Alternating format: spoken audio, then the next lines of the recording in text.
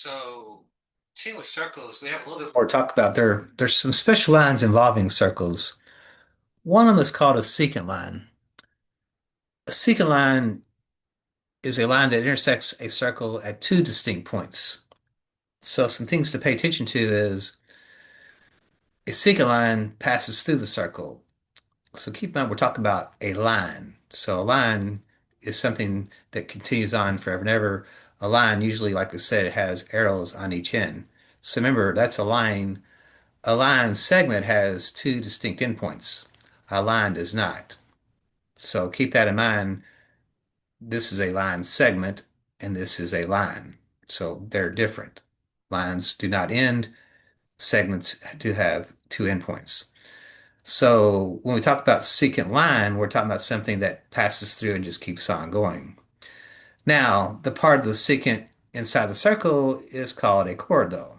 So the part of the line that's inside the circle is given the name a chord. So again, a, a secant line basically just cuts straight through the circle. So it enters on one side and exits on the other side. That's a secant line. A tangent line is a line that touches the circle at exactly one point. So it does not go inside the circle at all. It does not pass through the circle. It stays just one point on the circle, nothing on the inside. So the point where it touches the circle is called the point of tangency. We have that going on here. So if I look at my tools, if I get my compass out, I think that looks okay. Maybe move it up just a little bit. If I draw a circle, get that out of the way. See if we can create a line anywhere. Don't think this has lines per se. Let's see what we got here.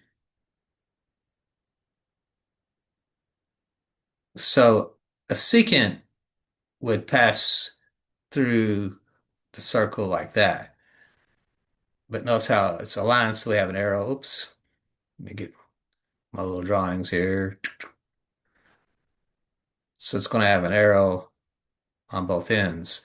So if this is point K and this is point L, line KL would be considered a secant line because it passes through the circle at 2 points. So it goes in and it comes out. That's a secant line. Now, a tangent line, let's see if we can kind of do something similar to that again. Let's see here. Get off this. All right. So if we keep that a tangent, if I give myself a point here, whoops, can't do that. I'll just start here. So let me see if I can do that. We'll see if we can go start here and oops, that's not doing a try again. So tangent line, and give me one. Hmm.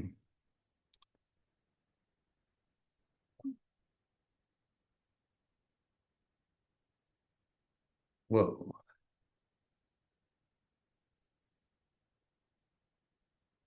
Let's try that one, see what we got.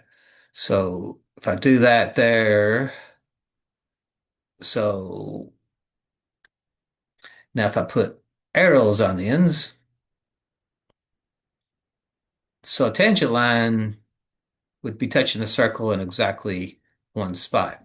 So if I call that point A would be the point of tangency. If I put a point B out here somewhere, we now have this line AB.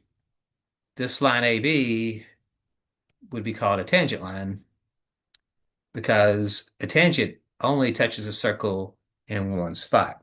So only one of the 2 points, remember a line is made up of infinitely many points, but only one of those points actually is on the circle itself. So notice how a tangent line does not go inside the circle. So that's the difference between a secant line. It goes through the circle. A tangent line just touches the circle and just keeps on going. So we have that kind of going on here. So let's see. I got come get my eraser out here. Uh, oh, well. So that's it for our circle stuff. So I can just let that be.